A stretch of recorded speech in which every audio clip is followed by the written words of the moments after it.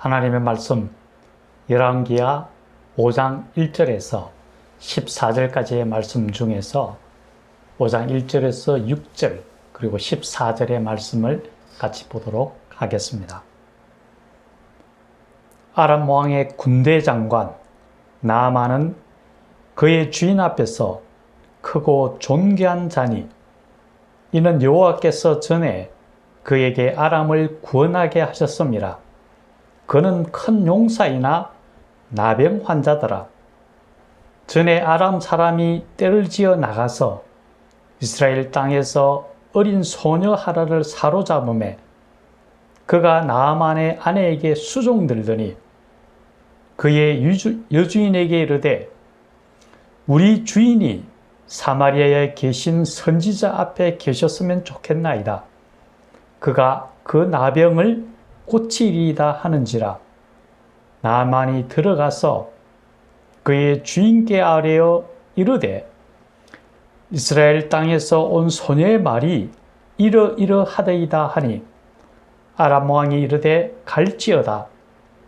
이제 내가 이스라엘 왕에게 그를 보내리라 하더니 나아만이 곧 떠날새 은 10달란트와 검 6,000개와 의복 10벌을 가지고 가서 이스라엘 왕에게 그 글을 전하니 일렀으되 내가 내 신하 나아만을 당신에게 보내오니 이 글이 당신에게 이르거든 당신의 그의 나병을 고쳐주소서 하였더라. 14절 말씀입니다.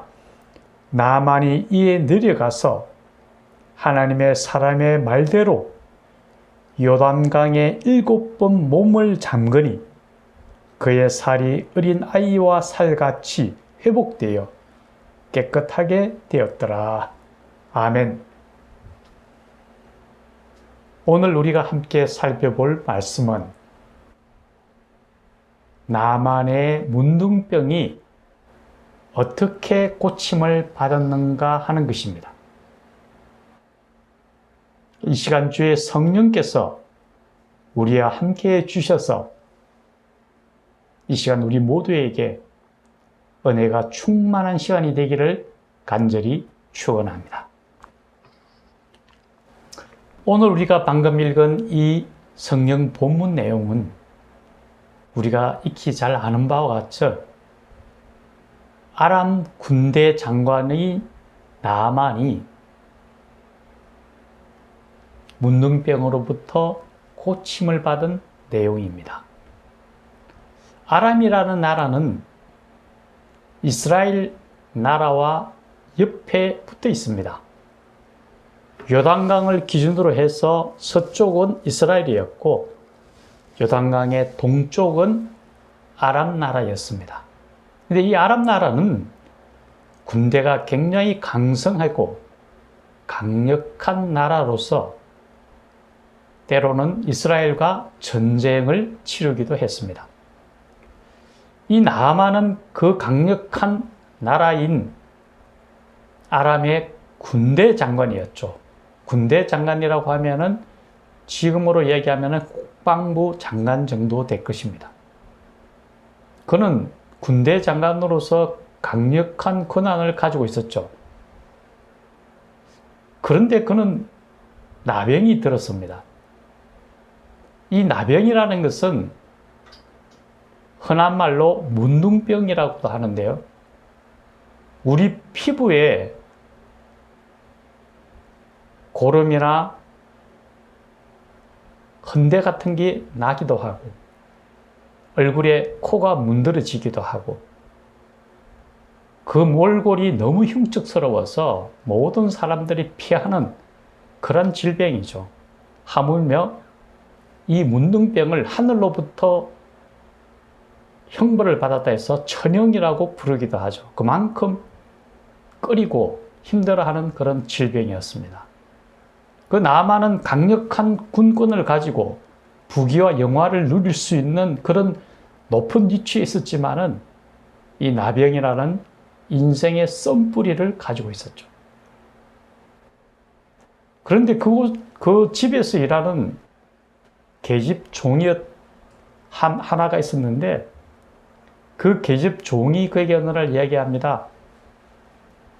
이스라엘 땅에는 주인의 그러한 나병을 고칠 만한 선지자가 있습니다. 라고 이야기를 합니다. 그 이야기를 듣고 이 나아만은 자기 왕에게 그러한 사실을 고하고 그가 이스라엘로 건너가서 선지자 엘리사를 만나고 그로부터 결국은 문둥병을 고침받는 그러한 과정이 오늘 본문에 나와 있습니다. 우리가 오늘 이 나아만이 문둥병을 고침받는 과정을 통하여서 어떻게 그가 이러한 큰 은혜를 누릴 수 있었는지 그러한 부분들을 우리가 충분히 깨닫고 은혜 받는 그러한 시간이 되었으면 정말 좋겠습니다. 먼저 우리가 기억해야 할 것은 하나님의 은혜는 미미하고 작은 것에서 시작된다라는 것입니다. 이 나아만에게 엘리사 선지자에 대해서 이야기를 해주었던 그 사람은 자기 집에서 부리는 계집종이었습니다. 하물며 이 계집종은 적대국인 이스라엘에서 붙잡혀온 노예 신분입니다. 어찌 보면 이 아이, 미천하고 작은 이 소녀 계집종의 말은 아무런 권위도 없고 어찌 보면 무시당하기에 딱 좋은 말입니다. 그런데도 이 나아만은 그 계집아이의 말을 흘려듣지 않고 그 말을 굉장히 신중하게 받아들였다는 거죠. 이 세상 속에서 사는 사람들은 힘있고 권력있고 높은 자리에 있는 사람들의 말은 잘 들으면서도 사회적으로 비천하고 낮은 자의 말들은 무시하는 것이 일반적인 경향입니다. 하지만 하나님의 은혜는 가장 비천하고 낮은 곳에서부터 시작된다는 것을 우리는 잊지 않아야 합니다. 적대국에서 잡혀왔던 이 계집아이의 말을 그대로 잘 따랐을 때에 이 나아만은 큰 은혜를 누릴 수 있다는 것을 먼저 우리가 기억해야 된다는 거죠. 이제 이 나아만은 그 아이의 말대로 이스라엘로 찾아왔습니다. 그리고 그는 엘리사에게 당도를 합니다.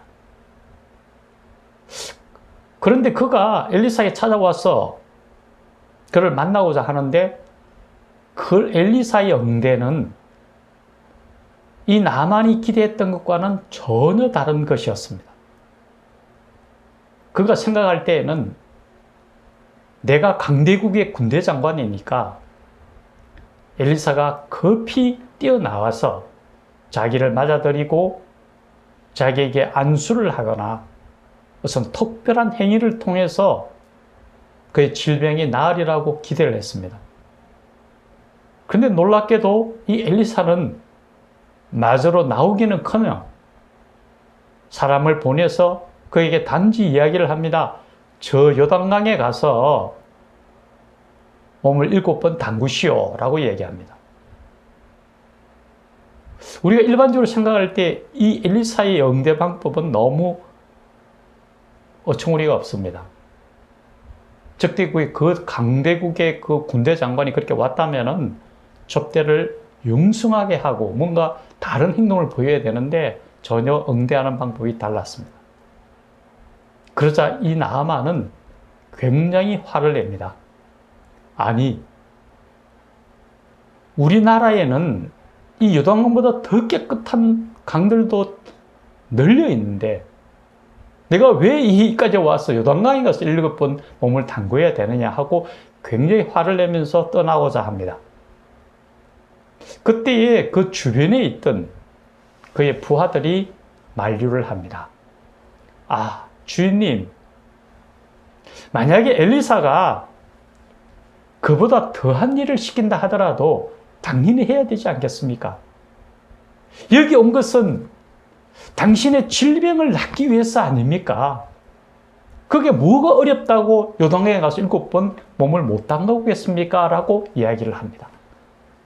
여기서 우리가 반드시 기억해야 될 또 하나의 사항이 있습니다. 그것은 바로 우리 옆에 누구를 두느냐입니다.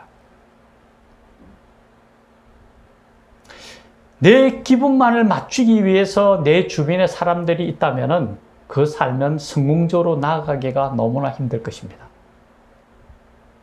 누군가 나에게 올바른 길을 이야기해 줄 수 있고 내 부족함에 대해서 꾸짖을 수 있고 나를 질책할 수 있는, 직언할 수 있는 사람이 반드시 필요하다는 것을 우리는 알아야 합니다. 이 종들은, 부하들은 만약에 그 주인의 기분을 상하게 한다면 어쩌면 큰 처벌을 받을지도 모릅니다. 그럼에도 불구하고 그들은 그 정말 주인을 위해서 직언을 아끼지 않았다라는 거죠. 우리가 한번 돌아본다면 우리 역사 속에서도 그런 일들이 참 많이 일어납니다. 우리나라 초대 대통령부터 현재 대통령까지 참 많은 대통령들이 이 나라를 끌어왔습니다. 그런데 불행하게도 성공적인 대통령은 찾아보기가 참 힘듭니다. 왜 그랬을까요? 그 옆에 어떤 사람을 두느냐가 정말 중요하다는 것을 우리에게 보여주기 때문입니다. 만약 이승만 대통령 옆에 이규붕이라는 사람이 없으면 어떻게 됐을까요? 또 최근에 우리가 알고 있는 것처럼 박근혜 대통령 옆에 최순실이 같은 사람이 아닌 정말 올바르고 굳고 바른 직언을 해줄 수 있는 사람이 있었다면 그 통치는 완전히 바뀌어졌을 겁니다. 우리 옆에 어떤 사람을 두느냐가 정말 우리 인생에 있어서 어떤 길을 가느냐와 굉장히 중요한 역할을 하게 됩니다.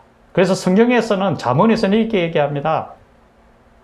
지혜로운 자와 동행하면 지혜를 얻고 어리석은 자와 사귀면 해를 받는다고 분명히 이야기합니다. 우리 인생에 있어서는 우리 주변에 또 내 옆에 정말 나에게 직언해 줄 수 있는 그런 사람이 반드시 필요하다는 것을 우리는 기억해야 할 것입니다. 이제 나아만은 그 부하들의 말을 듣고서야 자기가 깨닫습니다. 그렇지. 내가 여기 온 것은 내가 대접받기 위해서가 아니라 내 몸을 낫게 하기 위해서 온 것이 아닌가. 그래, 해보자 하고서 요단강으로 가서 7번 몸을 담그게 됩니다. 그러자 놀랍게도 그 몸이 어린 나귀와 같이 휘어지고 살이 원래대로 돌아왔다고 이야기를 하게 됩니다. 자, 여기서 우리가 하나 더 기억해야 될 부분이 있습니다. 그것은 바로 내가 해야 될 것을 깨달았다면은 그것을 바로 한다라는 거죠. 우리가 기억 속에만 있다고 해서 그것이 실행으로 이어지지는 않습니다. 어떤 것도 아무리 좋은 생각과 아이디어라도 그것이 실행으로 옮겨지지 아니하면 아무런 의미가 없다라는 거죠. 우리나라 특허청에는 정말 많은 아이디어들이 특허가 됩니다. 그 중에는 놀랄만한 아이디어들, 만약에 그것이 실행이 된다면 정말 우리 삶을 바꿀 만한 놀라운 그런 것들이 특허가 됩니다. 그런데 그렇게 등록되는 특허 중에서 실제로 제품 개발로 이어지는 것은 3%가 되지 않는다고 그럽니다.